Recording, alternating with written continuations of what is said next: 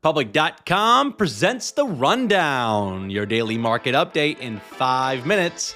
My name is Zaid Admani, and today is Thursday, May 1st. In today's episode, we'll recap earnings from Microsoft and Meta. Both of these tech giants are putting up huge numbers and ignoring all the tariff drama. We'll also tell you about Apple's latest loss in court and the impact that it's having on their stock price. Then stick around to the end of the show to find out why the Tesla board of directors was thinking about replacing Elon Musk as CEO. Got a great show for you today.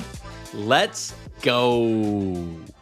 The market pulled off another surprise comeback yesterday, finishing in the green after being down big earlier in the day. Honestly, it's a pretty fitting end to the month of April, which has been one of the most volatile months that we've had in a long time. The markets were whipsawed on a daily basis from tariff headlines and policy flip-flopping from the Trump administration. But after all of that, the S&P 500 finished April down less than 0.1%. Kind of crazy. I guess all the tariff nonsense and the trade war drama was all priced in. Now, looking forward a bit, all eyes are going to be on Jerome Powell and the Federal Reserve. There's a Fed meeting taking place next week, and right now, according to the CME FedWatch tool, the market's only pricing in a 5% chance that the Fed will cut interest rates. Now, there's some concerns bubbling up about cracks forming in the U.S. economy. Yesterday, we found out that the U.S. GDP in Q1 came in at negative 0.3%.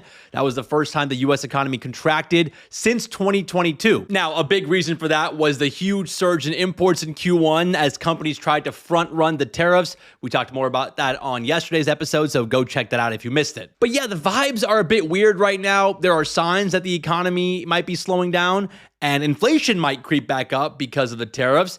And that puts the Fed in a tough spot. So we'll see what Jerome Powell has to say about all this. The Fed meeting is on Wednesday with Jerome Powell's press conference around 2 p.m. Eastern. Should be a fun one, especially all the questions that Jerome Powell is going to get from journalists. I'm sure someone's going to ask about Trump threatening to fire him. And I wonder if Jerome Powell is finally going to switch up his tie color to signify a vibe shift. You know, he's been wearing purple for over a year now.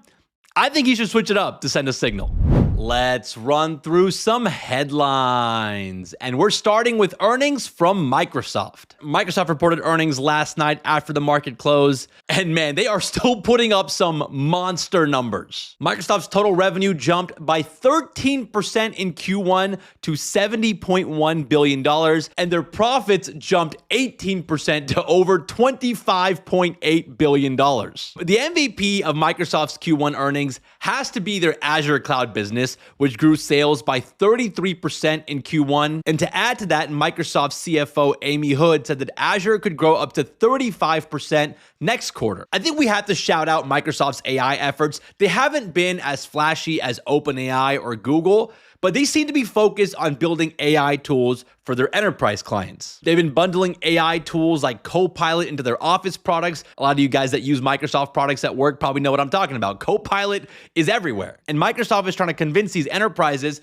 to upgrade to the more expensive tiers to get access to these AI tools. Now, what did catch my eye from this earnings report was that Microsoft's CapEx actually dropped in Q1 for the first time in 2 years. Now, this could be a sign that they might be slowing down on their AI data center build out. There have been rumors for months now that Microsoft is backing out of some data center leases, but Microsoft CFO said that CapEx will still grow in their upcoming fiscal year, but just at a slower pace than before. But yeah, overall, Microsoft just crushed Q1 earnings. They had double-digit growth on both top line and bottom line, and the company doesn't expect tariffs or the macroeconomic environment to have a meaningful impact on their business moving forward. So you can see why investors were hyped about this. Microsoft stock is up more than 9% this morning at the time of this recording, and that surge in stock price has put Microsoft back on top as the most valuable company in the world, overtaking Apple. Apple does report earnings tonight, so depending on how that goes, Microsoft might not hold the crown for too long. We'll recap Apple's earnings on tomorrow's episode, so make sure you guys tune in for that. Now, the other big tech giant to report earnings last night was Meta. And similar to Microsoft,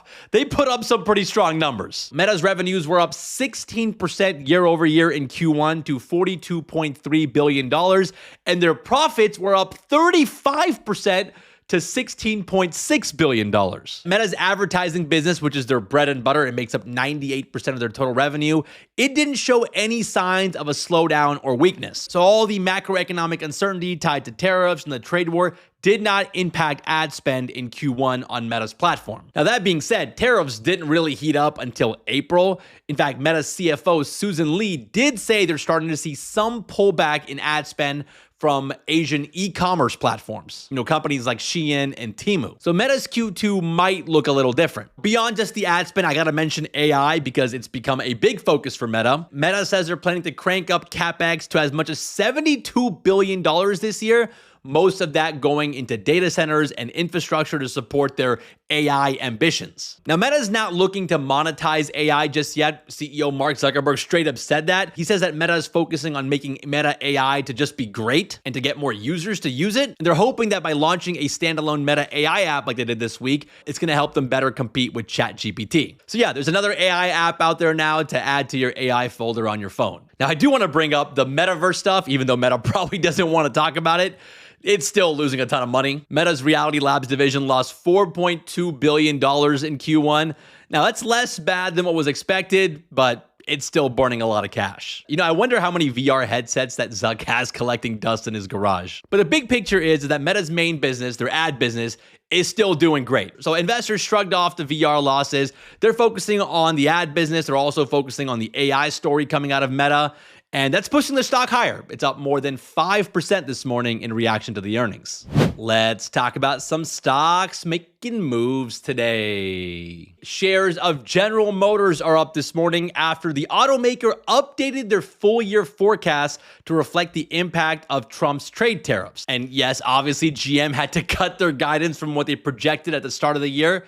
But looks like investors were bracing for worse. GM says they now expect a $4 to $5 billion hit from the tariffs, and apparently that's not as bad as what Wall Street was expecting. As a result, shares of GM are up nearly 4% this morning on this news. On the flip side, Apple stock is sliding this morning after a US judge accused them of basically ignoring the 2021 Epic Games ruling against them that was supposed to stop Apple from charging developers a fee for certain in-app purchases. Now, we don't have time to get into the details of the case. Maybe we'll do a deep dive about this sometime in the future. But Apple used to charge a 30% fee. But after the ruling against them in the 2021 Epic Games trial, Apple lowered their fee to 27%. The judge was not happy with Apple about that. In fact, the judge even accused an Apple executive for lying under oath in the Epic Games trial from back in 2021. So now Apple's going to have to deal with this. They might have to drop their App Store fees even more to comply with the judge's ruling. We'll have to see what kind of impact this has on their business. But the initial reaction from the markets are not great. Apple stock is down around 2% this morning on this news. Let's wrap the show with a fun fact.